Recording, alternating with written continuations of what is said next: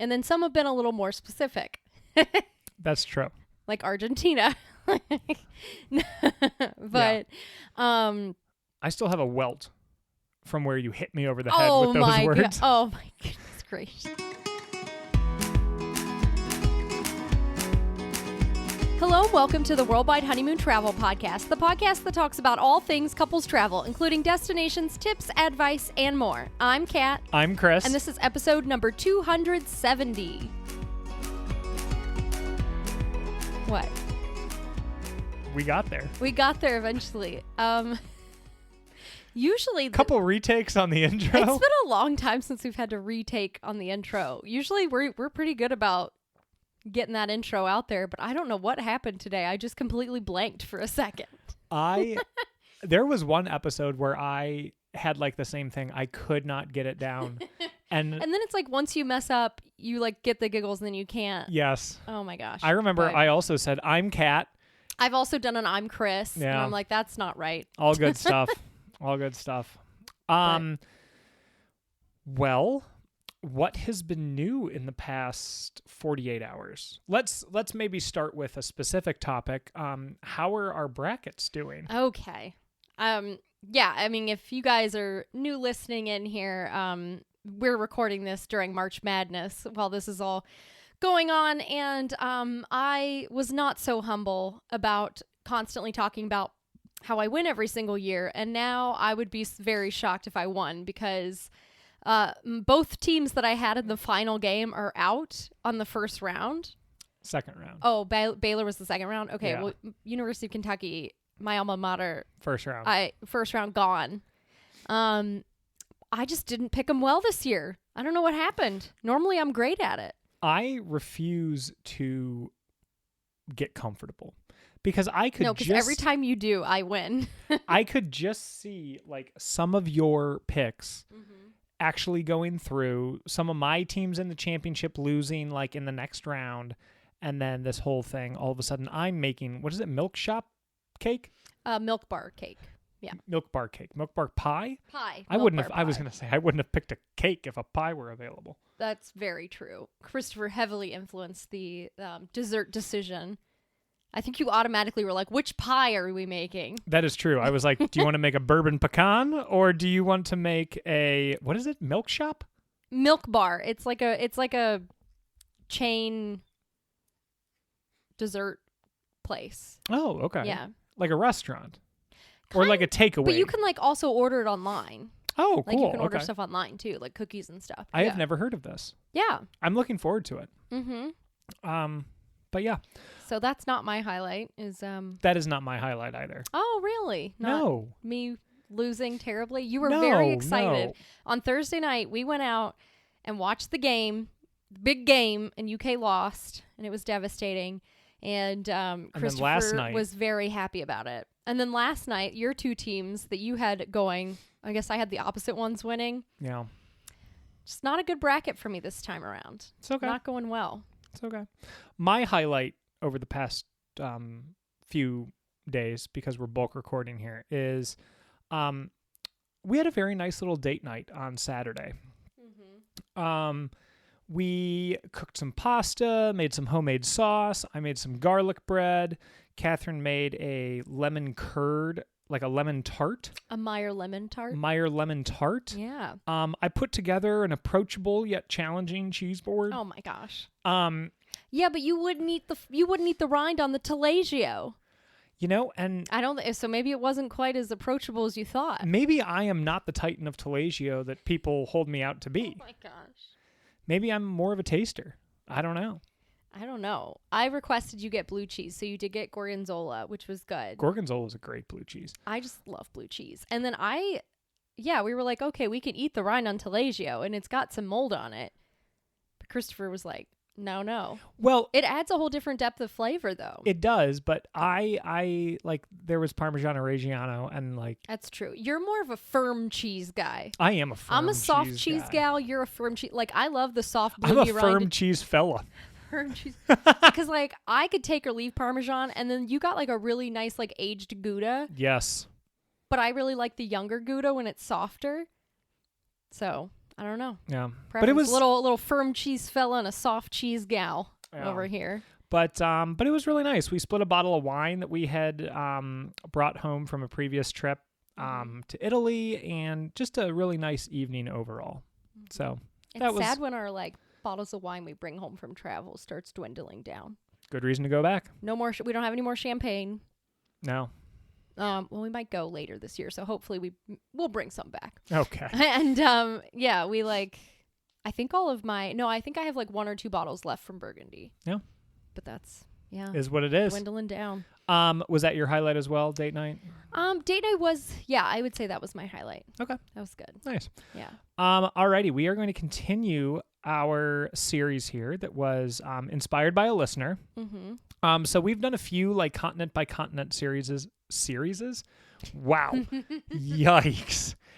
We have done a few continent by continent series in the past where we will kind of like put together a trip or an itinerary for each continent. In the past, we had done 2 weeks on a continent. And now what we're doing, this was the part that was recommended by a listener here, is planning a 2-week trip on a continent for the other person, but the catch is that we can't go anywhere that either one of us has been. Yeah. So, we made it a little easier for each other, and we each gave each other 3 words.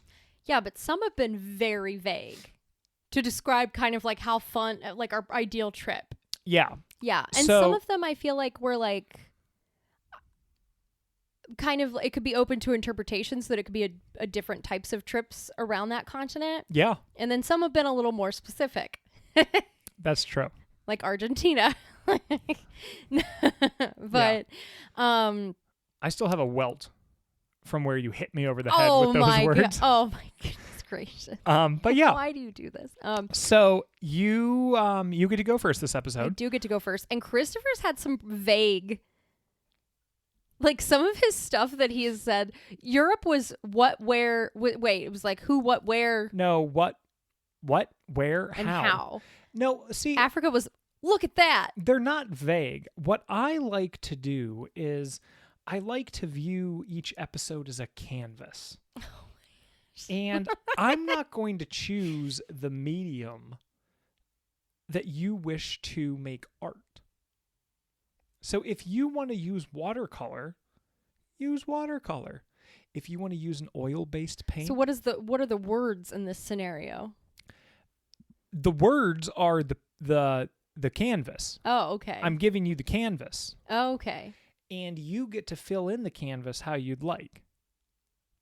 Well, those were some blank canvases for sure. That's good though. Yeah. No, it was good because I feel like, yeah, it was good. But this time around, Christopher's words for we're doing Asia. Yeah. I don't know if I mentioned that. Yeah. Well, this year, yes, we've done North America, South America, we've done Europe and Africa. Now we're doing Asia. Oceania could be either very hard or very easy because we've never been to Oceania, so planning any trip there would be a good, like, it counts, you know, because it's not like we haven't been to any of these places versus we've been to places in the other continents. Yeah. But yeah, so again, planning a 2-week for each other using only 3 words. And I'm planning it for Christopher, and his ideal words were pass a napkin. Not my ideal words. His ideal words. You know, he pictured Asia and he said, you know what comes to mind? No, my words were pass a napkin. That's like to describe his, I guess, ideal trip hint of what he wants to do in India, which my first thought is... India? In Asia. Are we going to Dang India? It, I just gave it away already. That's awesome. Well, anyway, his ideal trip to Asia would be to pass a napkin, so this man's here to eat. And eating is what you will be doing. I will say. I'm about to eat with this itinerary. Do you know that? Like what the kids are saying these days? No, I do not. Gosh. It's like the new sleigh. It eats? Yeah. No. We're getting old. I feel like this is when we're getting old. I feel like you're setting me up, and I'm going to like try to use that, and people are going to be like, what the heck are you talking about? That would be amazing. No, yeah, it wouldn't. I can't wait for your next work party or event that I get to go to, and they're gonna be like, remember when Christopher said this in the middle of a meeting? That presentation ate, and then everyone laughs at you because you have Gen Zers now that you work with. I do. So you got to make sure you use their slang appropriately, otherwise they're gonna laugh at you. I have 0% hope.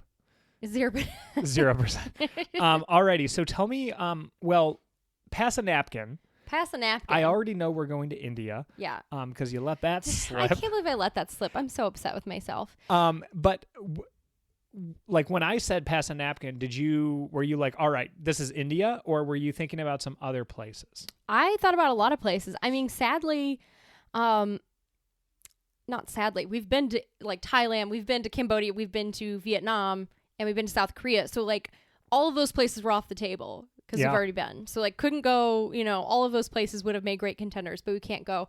I thought Japan, but I was like, I feel like we're kind of already planning a trip to Japan. So, like, I don't know, maybe it would be too obvious. Okay. And then, I don't know, I was just like, okay, what's a place that is known for food? Singapore. India. Yeah, but, okay. but 2 weeks. I mean, it's going to be hard to spend 2 weeks in Singapore. You know what I mean? I mean, you don't have to spend the whole 2 weeks. Yeah, I know. I guess I could have done like Indonesia and Singapore, or like the Philippines and Singapore, I guess. But okay, but you but thought I was searching. Sorry, what were you gonna say? It is interesting though that you went right to food when I said pass a napkin. Well, what else would it be? Well, you do sniffle a lot. You just have a natural sniffle about you all the time. So maybe you just need a tissue. I do not have a natural. Maybe I do. Christopher, I just sniffle. You just did it. I apologize. He does sniffle a lot, and sometimes I try to edit it out of the podcast, but it's just a lot. No, but I have very large nasal airways. You do, and you sniffle a lot. Anyway, pass a napkin could also mean like maybe I'm entering into a variety of business deals, and like you ever heard of like putting a contract on the back of a napkin? It also could have been very hot, and I needed to dab some sweat away from myself. Yeah. So the fact that you much like our entire time in Thailand, at least. Oh my goodness. Yes. That photo of me in front of the leaning Buddha, or the reclining Buddha, the big one in Bangkok. Yeah. I look like I just poured water over my head. That's how sweaty I was. It was disgusting. You do. But that's interesting though that you went right for food. You're ridiculous. Okay. No. Tell me about the trip. And I was looking at a couple of different things because I think what would be a really cool thing, and Chris might call this a cop-out, but I've always wanted to go on an Intrepid travel tour. It's a tour company and stuff, but they do a lot of they have lots of different types of tours. Like they've got like budget basics and stuff for like backpackers and like 18 to 25 year olds and stuff. But they also have like premium luxury stuff. They have real food tours of different countries where you really get like immersed into the food and the local culture in that way. They've got like trekking tours. They've got like a huge plethora of different tours, and they're very well known for using local guides and things like that. And sometimes that involves going to like local guides' homes and having home cooked meals. And I just thought that whole thing would be a really cool experience. So I'm legitimately, I looked up the Intrepid tour, the real food adventure of India on Intrepid Travel's website. And it was a 15-day trip. I whittled it down to, I'm not counting the day you arrive because basically that's day one. Yeah. And then there's our 14 days. So honestly, this would be a really fun trip to take, and I would love to sign up for this tour. But yeah, we're basically going to do the Intrepid Real Food Adventure of India. And it goes from like northern India down south to Goa. So you start in Delhi and then you go on down to Goa. Okay. So many different sites to see, cities to visit, but also lots of food and different types of cuisine. Okay, cool. So I do love Indian food too. Yeah, so it's gonna be delicious. There's lots of cooking classes in here and demonstrations, and markets.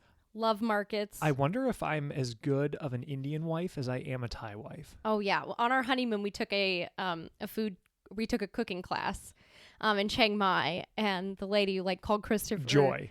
Joy, she called Christopher a good Thai wife because he made a really, really smooth curry paste. Not just a smooth. It was very exact. Christopher. It was brought up in front of the class. Okay. It was. Christopher. That was one of my proudest Anytime moments. we have to use a mortar and pestle now, Christopher's like, I'll do it. I've got this. I was very proud of that. You are very precise in your knife skills and your mortar and pestle squishing skills. Thank you. Yeah. Thank you.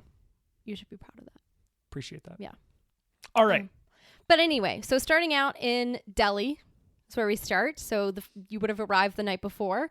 But today we're checking out street food. We're going to a local market, a spice warehouse tour to see different spices. A spice warehouse tour. Yeah. And actually for lunch, we were going to go to a Sikh temple. Okay. To eat lunch there. And then a family dinner that night. Okay. And there'll be lots of delicious things like potato curry, fried jalebi, and then paratha flatbread. Hold on. When you say a family dinner. Yeah. Is this at like someone's house? I can't remember if this or one is it like a family style? I think it's like a family style dinner for this one. Okay. But there are chances where we go to like people's houses and stuff too. Ooh, but I think that's somewhere else on this trip. All right. So day one is Delhi, going to the market. I think it's the Chandi Chowk market. Okay. Okay. And then doing the spice warehouse tour, street food and things like that. Day two, Agra. Now in Agra, of course, there is the Agra Fort and the Taj Mahal that you'll get to see. But there's also a cooking demonstration of the local cuisine there called Mughlai. I apologize for my pronunciation, but... Don't apologize. You're rocking it. I'm trying. I'm doing my best here. The Mughlai cooking demonstration. And this is a combination of Central Asian and Islamic recipes. And then, besides seeing the Agra Fort and Taj Mahal, you have the cooking demonstration. And then in the evening, a chaat crawl. I'm sorry, a what? A chaat. Remember like samosa chaat? Which is kind of like, I don't know how to describe it for someone who doesn't know what it is, other than like, the first time I had it, I was like, oh, it's kind of like Indian version of nachos, but it's not. It's uniquely its own thing, but it's like samosas with spiced chickpeas and like the little crunchy yogurt Asian sauce, noodles. And it's kind of crushed. It's very good. It's like crushed together, so you kind of like eat it, and it kind of looks like nachos in a way, but yeah, it's very good. But it's basically like if you get the samosa chaat, which is an example of chaat. It is kind of like the smushed samosa pieces are broken up, and then there's all these things added to it, as well as like yogurt sauce and different things like that. And it's super good. So yeah, I get to do that in the evening. So that's Agra. Days 3 and 4, you're going to Jaipur. And this place is known for its beautiful architecture. It's got the Palace of the Winds. Here you get to try lots of different things, including going to a food court for lunch, trying thali, or remember what that was when we went to Vancouver? It's basically thali is like thali is it's like a bunch of different types of foods all on one big platter. Yeah. A bunch of different things, like it'll be like vegetable or lentils or some meats and this things is like a food and bread, court? just like roti and different things like that. You can do that there. This is a food court? Yes, you can go to the food court for lunch. So you get to try a bunch of different things. I hope they have Sbarro at the food court. Okay. A local slice. But the there's masala dosa. But again, like vegetable curry, all sorts of different things. And then also the chance to try kachori, which is a deep fried bread stuffed with like vegetables, lentils, sometimes meat. Sometimes it can be dessert, like has sweet things in it too. So lots of different things to try there. And then in the evening, you get to have a cooking class. In one of the evenings while you're there, you have a cooking class of Rajasthani cuisine because you're in that part of India, in Rajasthan. Awesome. So Jaipur for 2 days, lots of food, getting to go to the Amber Fort, getting to go to the Palace of the Winds, and then getting to eat and have a cooking class. Sweet. Days 5 and 6, you're going to Bijapur. And this is actually a rural area of India. And this is where you're going to learn more about rural life and culinary customs. You get to stay at a 16th century castle, which is pretty sweet. And you get to go to nearby farms and see where turmeric and cumin are grown. I am a huge fan of rural. Okay. You know that. Yeah. That sounds great. Yeah, so we're basically spending days 5 and 6 exploring the countryside here, and staying at this beautiful castle and going to farms where spices like turmeric and cumin are grown, which is really cool. I love going to places where you go to the source of it, like Modena for balsamic vinegar, but like I think that's really cool that you can go to a place and see the spice farms for turmeric and cumin. Yeah, that's things like that. That's neat. Yeah. Day 7 and 8, you're going to Udaipur, which, again, there's lots of great temples and palaces to visit here. It's also known as the City of the Lakes. So it's just a fun area to explore, great markets, things like that. But on one of the days, you're going to a Jain temple for lunch. And they have a strict vegetarian diet without root vegetables either. A vegetarian diet without root vegetables. So no potatoes, no garlic, no onions. Garlic is a root vegetable. Yeah, because that's the bottom part of the plant. I did not know that. Because when you pull up the root, you're killing the plant. I never knew that. So you get to try their cuisine, like the Jain temple for lunch, where you get to have a vegetarian cuisine that also does not include root vegetables. So that's pretty cool. Yeah. Okay. Yeah, and then in between that, visiting, of course, the city itself. Day 9, you're continuing on. You're in Udaipur during the day, and you get to go do a thali cooking class. And again, that's like we talked about before. It's basically a big platter with lots of little things on the platter that you get to sample. It's really great. It's served family style, where you can all sort of try a bunch of different things on this platter. It can include breads like roti, lentils. We've had dal on there. Just lots of different great things there. So you get to try that. Yeah. And so you do that. And then in the in the evening, you take a night train down to Mumbai. Are these the sleeper Yeah. trains? Okay, yeah. So we're taking a night train to Mumbai. Days Overnight? Yes. Days Okay. 10 and 11, we're in Mumbai. So this area is known for, it's got Maharthi cuisine and street food that you get to try. Lots of delicious things. You're also getting to visit Mumbai's oldest laundry, where they used to do the laundry and stuff. Oh my gosh. There are lots of markets, so going to different markets and trying foods again. And then also there's a chance to have lunch where you get to try Parsi cuisine, which has a Persian influence.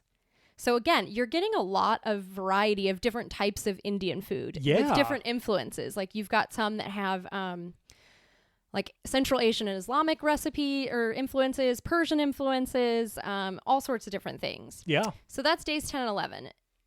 If you haven't noticed, we're eating a lot. Yeah. Come hungry. Well, pass a napkin. This is a lot of food. And then the last 3 days of your trip, days 12, 13, and 14, you're heading to and going to Goa. And what's unique about Goa is that it has a lot of Portuguese influence and flavors. So you're getting that as well. But in Goa, you're going to be spending time at a spice farm. So again, getting to check out more spice. Checking out Old Goa, there's another cooking class and a market tour where you get to try Malvani cuisine, which is the standard cuisine of the South Konkan region. So again, more eating, cooking classes, market tours, and then day 14 is sort of a chance to explore Goa as well, the old city. Take a day trip if you want to, near some beaches and things in the area. But yeah, that wraps up the trip. This is the intrepid, real food adventure of India. And again, day 1 is Delhi. Day 2 is Agra. Days 3 and 4 is Jaipur. Days 5 and 6 is Bijapur. Days 7 and 8 is Udaipur. And 9, as well as a night train on day 9. Days 10 and 11 is Mumbai. And days 12 through 14 are Goa.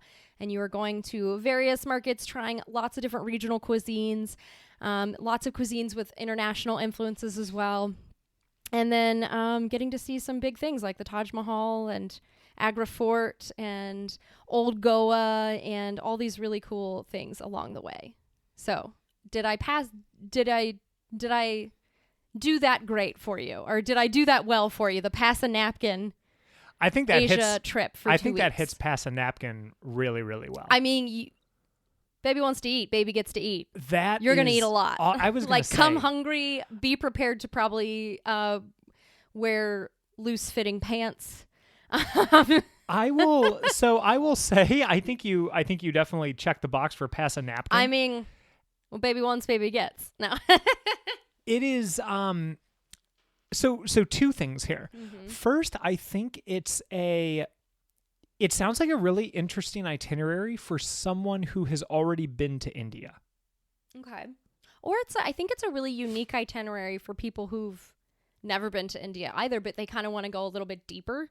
You know what I mean? Yeah, I think that's true as well. Like, you're not necessarily hitting, other than like the Taj Mahal and Agra, you're not necessarily hitting like the big highlights, I guess. Well, actually, well, some of them maybe. Most people that I would say that the biggest area that people visit when they go to India is Rajasthan, which includes like Agra, Jaipur, Udaipur. Some of these places I've already listed on here. So you're getting to a lot of those places. So you are actually hitting up a lot of very popular places that people go to on a first-time India trip, and you are getting to see a lot of the big things in that area, like the Palace of the Winds or Amber Fort in Jaipur, and the City Palace in Udaipur, and all of that stuff too, all of the temples and palaces in those areas. So you do get to see a lot of that stuff, as well as Mumbai.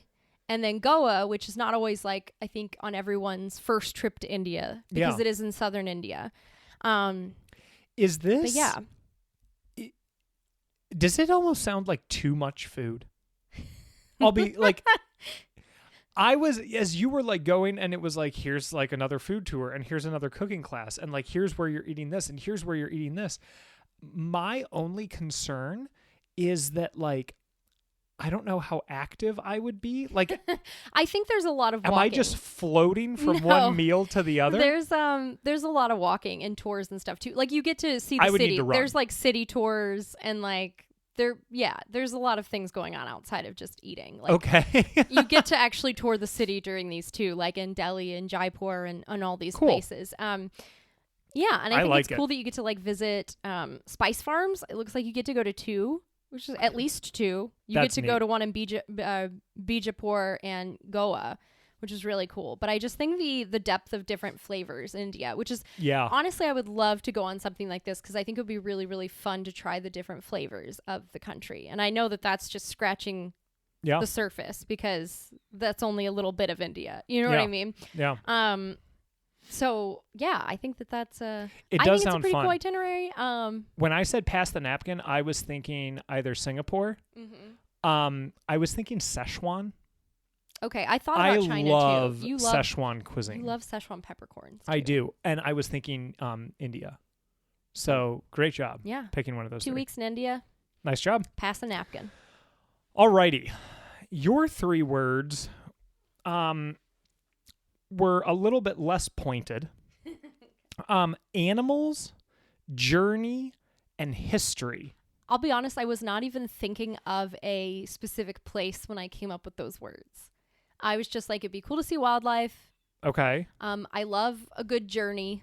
Mm-hmm. And I want to go to somewhere historical because I love history. And okay. So that was, it could be anywhere. Yeah, honestly. Animals, journey, and history. Initially, I was like, oh, perfect. Oh, sorry, not to interrupt. As we're recording it, today's Holi, so happy Holi. Oh, that's a nice little tie-in. Yeah, so happy Holi, everybody. Yeah. Okay, so my initial thoughts were animals. What animal do I want to see in Asia? Mm-hmm. Orangutans. And I was like, Indonesia, perfect. That's where we're going to go. Okay. And then I was like, whoa, Chris. This isn't your trip. This is Catherine's trip. So I was like, okay, we're not going to Indonesia because Catherine doesn't like orangutans. I want to see them. As well. Okay. Then I was thinking of some other places. I did think of India. Mm-hmm. Just because the tigers. Yeah, they have tigers, and I know that you're my favorite animal. Where are sun bears from?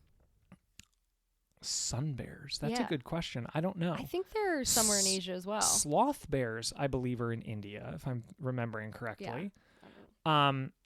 But yeah, so I was thinking of India, and I was like, Kat does really like the big cats. Like when we go on safari, you said, I think it was last episode, that your favorite animal to see on safari is leopard. Mm-hmm. So I was like, maybe lions just crack me up because they act like house cats. Yeah. And then I was thinking China. Because I was like, you've always wanted to see panda bears. Yeah. And then I was also thinking Japan because they have the monkeys. Mm-hmm. And I was like, so those are like what I was kicking around. And I actually started like looking at an itinerary in one country, and I ended up completely shifting to another. And I'm pretty happy with how this one turned out. Okay. So, we're going one country. Okay. 2 weeks. Any guesses? My guess is China, because earlier you were talking about it takes like a long time to get from A to B in China because it's massive. It is massive. Yeah. Yeah. So, or was that just like a red herring? I don't know. We'll see. Days 1 through 3. We are going to start in, drum roll please, New Delhi. Okay. No joke. Okay. I also didn't want to do China because I thought you were going to do China too. Alrighty. But yeah. New Delhi. Okay. Here we would quite frankly just get acquainted, because it's a big time difference. Yeah. It's a big city. But with 3 days, we would be able to explore the markets, explore the temples, take a food tour, like you mentioned, but also explore Old Delhi, the walled city. Mm-hmm. So that is how we would spend days 1 through 3. And that would certainly, my idea there was to kind of get acquainted with like the history. Days 4 and 5, I have us spending time visiting the Taj Mahal and the Red Fort of Agra. Yep. So the Red Fort of Agra is a fort, but it's also a walled city, and it was the site of many battles, as well as the main residence of ancient emperors. And then this is kind of a cool... It's history. Nerding out over here. History, yeah. This is like a really interesting tie-in for the words. The Taj Mahal. Mm-hmm. So a lot of the really popular experiences or sites, I really like going there at sunrise. Mm-hmm. So either dawn or dusk, generally not in the heat of day sort of thing. But I was reading about the Taj Mahal, and for whatever reason, I went down like a little rabbit hole of Taj Mahal history. Mm-hmm. Okay. The Taj Mahal was built by an emperor for his favorite wife, mm-hmm. and is now seen as a symbol for lost love. And man, I really hope that this article was right, because it was like such like a kind of like a beautiful, like mm-hmm. tragically beautiful story. The emperor spent some of his final years, maybe his final years, incarcerated at the Red Fort of Agra. Oh, goodness. With a view of the Taj Mahal. So it was very much like it's right there, and it was like a reminder of love lost. Like, I had it all, and now I'm here. Oh, that's sad. So, it even makes it more sad where there's that photo of Princess Diana where, like, Charles was supposed to come with her to the Taj Mahal, and he didn't, and she's just sitting there by herself in front of Taj Mahal. And it looks so lost sad. love. Yeah. But kind of also an interesting tie-in for journey, like more so like the journey of life, mm-hmm. but an interesting tie-in for history and journey. Okay. Days 6 through 9. And this is where like I started, I may have leaned heavily into animals. Okay. But I think you and I have both had enough like wildlife experiences where if you are going to a certain spot to see a certain thing, mm-hmm. recognizing that they're wild and there's no guarantees, you don't want to just devote like 2 days and cross your fingers that you run across something, mm-hmm. right? So days 6 through 9, I have us traveling to and spending time in Ranthambore National Park. Here we would number one, there's forts, there's temples, so in between safari drives and stuff, there's that kind of stuff to explore. There's also the option for bird watching. And this park will be frequently visited by flamingo, ibis, and falcon, among hundreds of other bird species. Mm-hmm. There is the option for a hot air balloon ride. Yay. Which you dearly loved. I liked that. I liked it in the Masai Mara anyway. Yeah. But here's the main reason that we're here is for the safari drives. They have a leopard. Oh, I didn't know know that. They have bear. There's bears? They have panthers. What kind of bears? And they also have tigers. Okay. Well, we're not going to see bears because apparently I'm a bear curse. You are a bear curse. Well, that's out the window. Tigers are really the the reason that we were kind of coming to this area. Another big kitty. Yeah. Yeah. And I know that is an animal that is very high on your list of things to see. So that would be how we spend days 6 through 9. Then doing a little bit more research here, and days 10 through 14, we would be traveling to and spending time in another national park. Okay. Kana National Park. This national park was the inspiration for Rudyard Kipling's Jungle Book. Oh, isn't that one of your favorite Disney? Oh, I love that Disney movie. Yeah, but it's also a book. Yeah. By Rudyard Kipling. I figured. Safari drives and hikes. Yeah. And when I say hikes, there's like night hikes sort of thing, which I think would be really cool. How long are these night hikes? Are they like an hour, like the ones in the Amazon, sure, yeah. Or is it like, we're hiking all night? No, Okay. no. But again, tiger, and then I started thinking about the Jungle Book, right? Panther, elephant, barking deer, jackal, sloth bear, wild dogs, python, cobra, and viper. Didn't we see a python in Uganda? Was that a python? Oh, it was a big snake. I believe it was. We yes. saw it sunning on the side of a little guttery, kind of a side of a rock. Well, no, it was next to sort of a drainage ditch. Gutter ditch thing in Queen Elizabeth National Park. And the second we kind of drove up closer, it was gone in a second. But it was massive. Yeah, it was. Massive. I was like, I'm sorry. It has no business being that big. Yeah. But that is that's how we would spend the 2 weeks. And I do know that looking at this, we have days 1 through 5 not in national parks, and days 6 through 14 traveling to and spending time in national parks. But again, the reason that I chose India for animals was to see tiger. And reading different things or different experiences of people going, it's not like a guaranteed thing, obviously. Yeah. So I really wanted to, especially because big cats like tigers, they're not like lions where they kind of stick with a pride. You know what I mean? Tigers are solitary, aren't they? Kind of like leopards are. I can't remember. I want to say they are. That's why they're harder to find. Just like leopards are harder to find on safari because they're solitary and you don't really see them.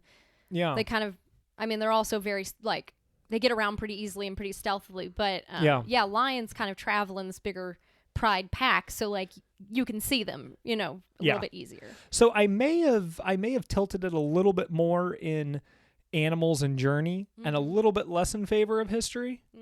But I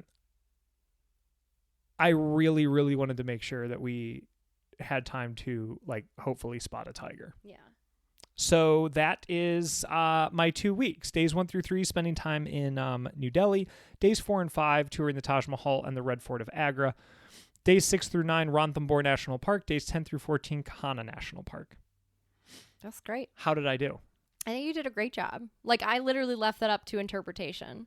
So I'm excited. I didn't even know about the second national park. The first one is I think that one might be in Rajasthan or close. Yes, it is. To it, where a lot of people if they're doing a trip in India, for the most part, again, it's usually in northern India and Rajasthan. Actually, I don't know if it's in Rajasthan, but or if it's near I can't remember. Yeah. But that's where some of these bigger hotspot places to visit are, and then a lot of people, if they're going to go on a tiger safari, is that national park. Yeah. Yeah. So. When you said animals, did you have an animal in mind? Not really. I would have been happy with any of them. If you had done orangutans or tiger or pandas. Yeah. One thing that I kept looking at for pandas, because originally I had started to map out an itinerary in China. I could not find anything.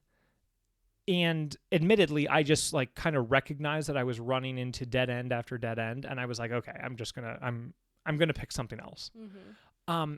I could not find any experiences where you could see pandas in the wild. There were a lot of like, here's the Panda Research Center, here's this panda sanctuary, but it wasn't a like, you're going to trek into the jungle to find a panda. Well, I think it's really hard to find them because they're endangered. Well, yeah, that's true. So I think that most of their population is kind of sustained in research centers and stuff. They do live in the wild, though. No, they do. I think it's just really hard to find them. And see, that's the thing is I don't even know if that's like an option of a trip that you could do. It was like panda trekking. I have no idea either. What I mean? But like for me, like, I mean, don't get me wrong. If I were going to go to China, I would want to go to, I think it's the Chengdu Panda Research Center. Yeah, and actually, I looked up the Intrepid because I also looked into China for their. They also have a Real Food Adventure for there. Okay. They actually go to, is it Chengdu or Chengdu? I can't remember. But they go to the research center. Okay. And you get to see the pandas. Yeah, that's pretty cool. I was thinking about that, and I was like, would I go? 100%. Would I almost feel like I'm just going to a zoo?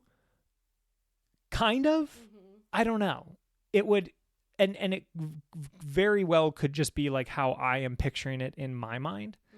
But yeah, I don't know. The safari drives just kind of like sounded a little bit more wild. So that's what I chose. Okay. Yeah, so those are our 2 weeks in Asia each. We both chose India. It was kind of like when we chose Guatemala. Sounds like we need to go to India now. But let us know your thoughts. How would you guys plan a 2-week trip to Asia? What are your 3 words that you would use to kind of describe your ideal trip? You can always reach out to us on Instagram and Facebook at Worldwide Honeymoon, X at WW Honeymoon, or email cat@worldwidehoneymoon.com. But thank you guys so much for tuning in. Thanks, guys. Thanks for tuning in, and don't forget to rate and review our podcast. It takes less than a few minutes and really helps other people find us. Also, if you're enjoying this awesome free information on both the blog and podcast, when you're booking your next trip, head over to worldwidehoneymoon.com/resources and use the links provided. We earn a small commission at no cost to you when you book through these links, and these are all brands and companies we know, love, and use, like Skyscanner for finding the best flight prices, World Nomads for the best travel insurance, TripAdvisor for hotel bookings and reviews, and even Amazon for all of your travel purchases. Thank you for tuning in. We really appreciate it. Wherever you are, wherever you go, remember to make every day a worldwide honeymoon.